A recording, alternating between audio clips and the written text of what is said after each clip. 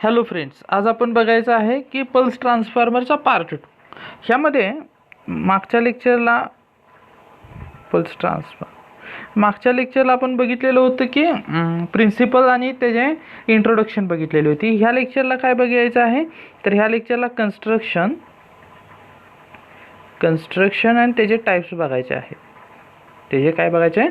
Types of pulse transformer. PT म्हणू शकत नाही, कारण का पीटीला ऑलरेडी एक शब्द वापरलेला आहे की पोटेन्शियल ट्रान्सफॉर्मर, त्यामुळे पीटी आपण ह्याला म्हणू शकत नाही शॉर्टकटमध्ये. Pulse transformer. तर आधी आपण कन्स्ट्रक्शन बघूया आणि त्यानंतर टाईप्स बघूया. तर आता नेक्स्ट पार्ट आपला येतो कन्स्ट्रक्शन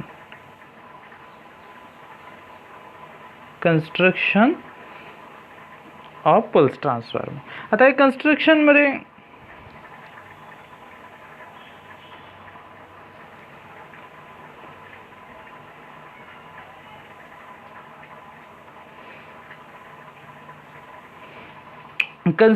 काय येतं बघा. तर generally this is similar to power transformer. म्हणजे आपला जो पॉवर ट्रान्सफॉर्मर आहे त्याचा आणि पल्स ट्रान्सफॉर्मरचं कन्स्ट्रक्शन सेम असतं, त्यात काय फरक येत नाही. But some special improvements or modification is provided, but some special improvement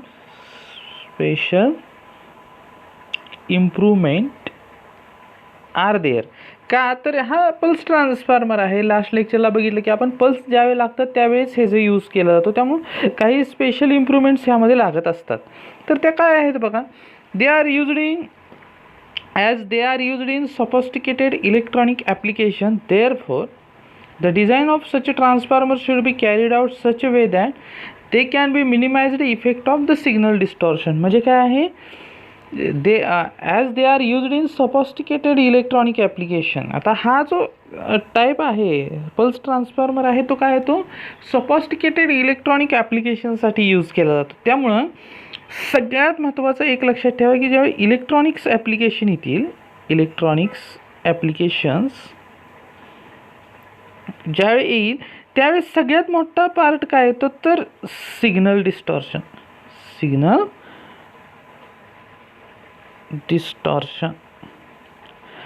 म्हणजे असं कन्स्ट्रक्शन करावं लागणार आहे आपल्याला की सिग्नल डिस्टॉर्शन त्याचा काय पाहिजे, minimum पाहिजेलच.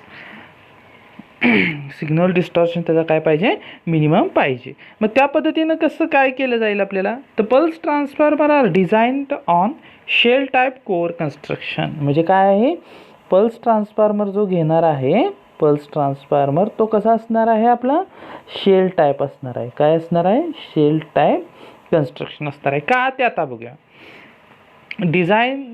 Designed on shell type core construction. मग हे जे रिझन्स काय आहेत, शेल टाईपच काय यूज करायचं ह्याच्या मागं सुद्धा रिझन आहे. तुम्ही माझ्याबरोबरच नोट्स काढून घ्या किंवा व्हिडिओ पॉज करून त्या नोट्स प्रिपेअर करा. खूप महत्त्वाचा कन्सेप्ट आहे हा. तर शेल टाईपच काय यूज करायचं, तर इट रिड्यूस द ससेप्टिबिलिटी. काय करतोय, reduce the susceptibility for eddy current. Reduce the susceptibility for AD current with AD current. Reduce the susceptibility for AD current. दुसरं काय, additionally this offers sufficient mechanical support for the core. एक लक्षात ठेवा, shell type transformer आला, कुठेही shell type transformer येऊन जाईल, तो कोअरला काय करत असतो, sufficient mechanical support for core हा शब्द कॉमन आहे. म्हणजेच काय, सफिशियंट मेकॅनिकल सपोर्ट हा मिळत असतो. कशामुळे, शेल टाईप ट्रान्सफॉर्मरमध्ये. हे कॉमन वाक्य तुम्ही नेहमी लक्षात ठेवा की शेल टाईप ट्रान्सफॉर्मर आला की सफिशियंट मेकॅनिकल सपोर्ट हा आलेला असतो. आता बघा, in order to suppress the effect of signal distortion the number of turns are lesser in pulse transformer. म्हणजे काय आहे, आता नेक्स्ट पेजवर लिहूया आपण. reduce the किंवा suppress the signal distortion,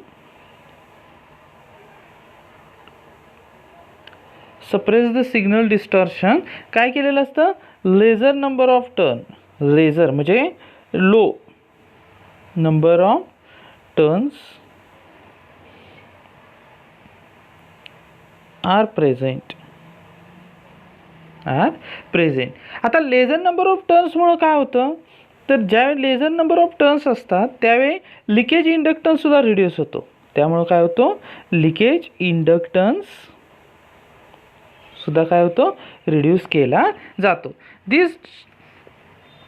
आता बघा नेक्स्ट पार्ट काय आहे बघा, कन्स्ट्रक्शनमध्येच आहे आपण. The rising and falling process is very rapid in pulse series transformer. म्हणजे काय आहे, ही पल्स आहे तर आपण बघतो की 0 to 1 मायक्रोसेकंड इतकी असू शकते. म्हणजे हे होल्ट आहे आणि ही टाईम आहे. म्हणजे राईज झाला परत हे स्टेडी आणि परत फॉल झाला, हे एका मायक्रोसेकंद म्हणजेच 10⁻⁻⁶ सेकंद एवढ्या क्विक प्रोसेसमध्ये ही केली जाते. मग हे जर असं होत असेल तर काय केलं जातं, the rising and falling process is very rapid in pulse series transformer, therefore core is subjected to the rapid magnetization and demagnetization. तर core is rapid magnetization and demagnetization. कोरवर ट्रेस येतो कारण का हाय लेवलला जाणार परत लो लेवल आणि एकदम क्विक प्रोसेसमध्ये होते. टू विस्टँड this rapid changes the core is usually made of high permeability material. Core is made for high permeability, core is made for high permeability material.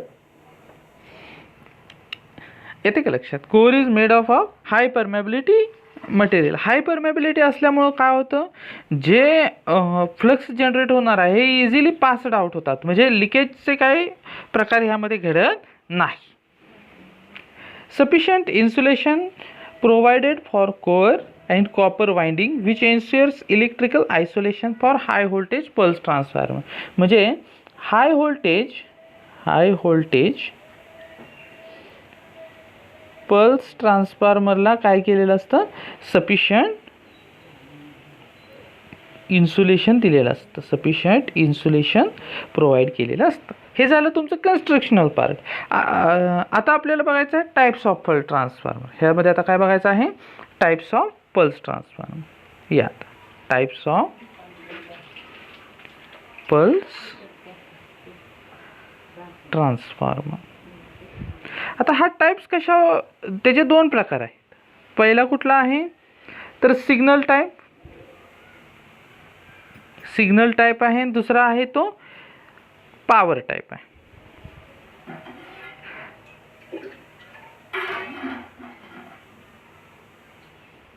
आणि दुसरा आहे तो पॉवर टाइप आहे. ही पाय चार्ट व्यवस्थित तुम्ही टाकून घ्या कारण का हे एक्झामला विचारू शकता. टाइप्स ऑफ पल्स ट्रान्सफॉर्मर तर कोणता आहे, एक आहे सिग्नल टाइप आणि दुसरा आहे तो power type.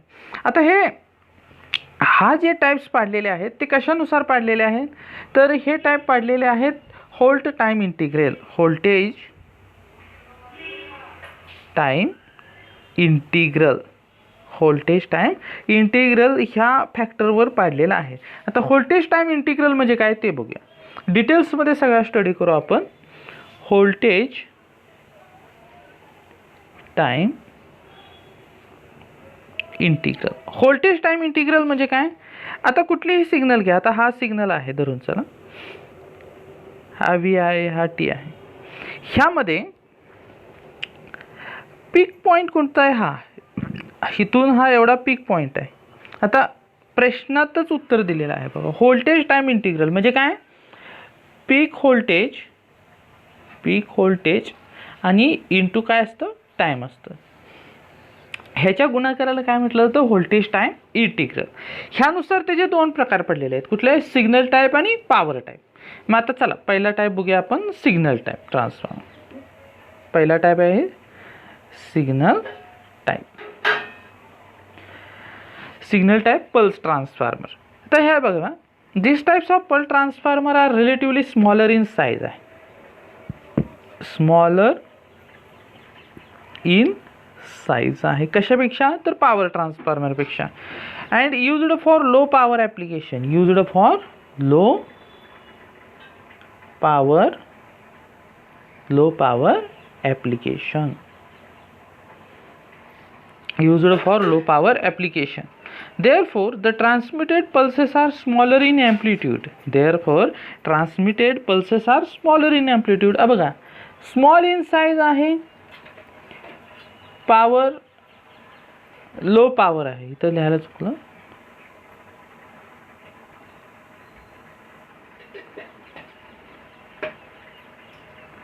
Low power application आहे, म्हणजेच ट्रान्समिटेड पल्सेस काय असणार आहे त्याच्या, transmitted pulses are small, transmitted pulses are त्याच्या काय असणार आहे, स्मॉल असणार आहे.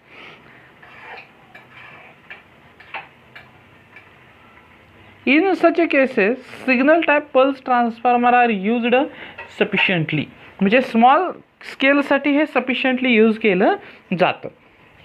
आता हे जे यूजेस कुठं आहेत, हे जे यूज कुठं केले जातात यूजेस, तर टेलिकम्युनिकेशन सर्व्हिसेससाठी ह्याचा फार मोठा यूज आहे. कशासाठी, टेलिकम्युनिकेशन सर्व्हिस, टेलिकम्युनिकेशन सर्व्हिससाठी ह्याचा काय यूज केला जातो, मॅक्झिमम यूज केला जातो. तर आणि कुठे यूज केला जातो, स्पेशल डेकोरेशन, लाइटिंग, ह्यासाठी सुद्धा ह्याचा यूज केला जातो. आणि signal type pulse transformer are also used in control of digital logical circuit. Logical circuit असतं का नाही, ते लॉजिकल सर्किट. आता लॉजिकल सर्किट म्हणजे कुठलं, तर gate controlled, SCR, turn on, turn off, ह्यामध्ये त्याचं काय केलं जातं, यूज केला जातो. आता सगळ्यात महत्त्वाचं आपण बघतोय की काय आहे, इट इज यूज्ड टू, सगळ्यात महत्त्वाचा आहे ह्याचा यूज का केला जातो, to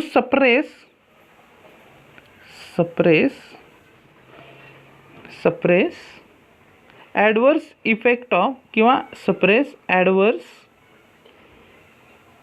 effect of signal distortion,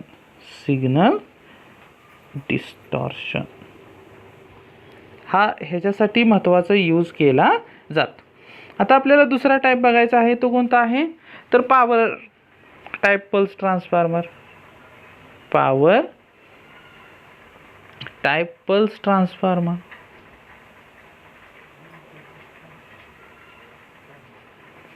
power type pulse transformer.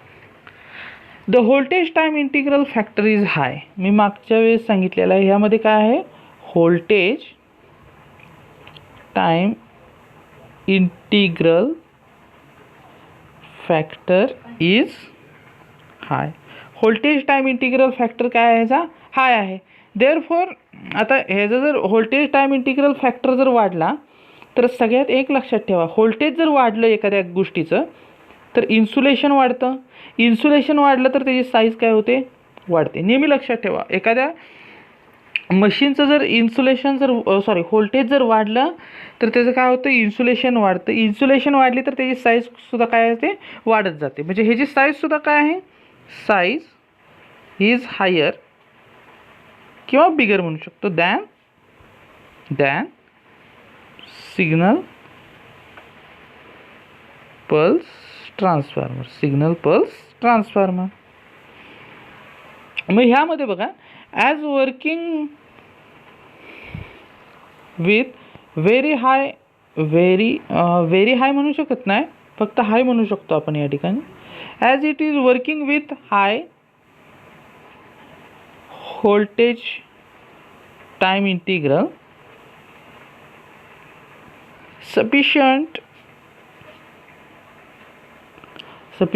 insulation is required. Sufficient insulation is required. आता बघा, आता ह्याचे युजेस काय आहेत? युजेस खूप इंटरेस्टिंग आहेत बघा. Medium sized pulse transformer, medium sized pulse type transformer are used in camera. म्हणजे आपल्या कॅमेरामध्ये जो असतो ट्रान्सफॉर्मर तो कोणता असतो? Medium size pulse transformer used केलेला असतो. लाईक कॅमेरा फ्लॅश जे म्हणतो ना ते. Large pulse transformer used in power sector. Power सेक्टरमध्ये large type of transformer use केलेला असतो. By increasing the capacity, high voltage pulse transformer are manufactured which are capable to deliver high amplitude power pulse. म्हणजे काय आहे बघा, by increasing the capacity, next पेजवर घेऊ आपण. By increasing pulse capacity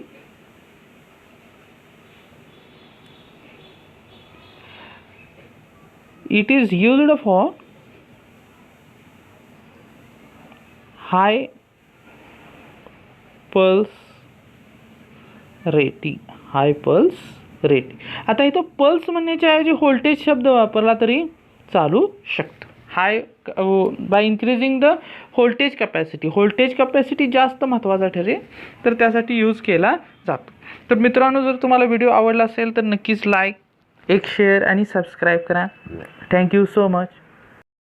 Hello friends, please like, share and subscribe the Electrocrux YouTube channel. Thank you.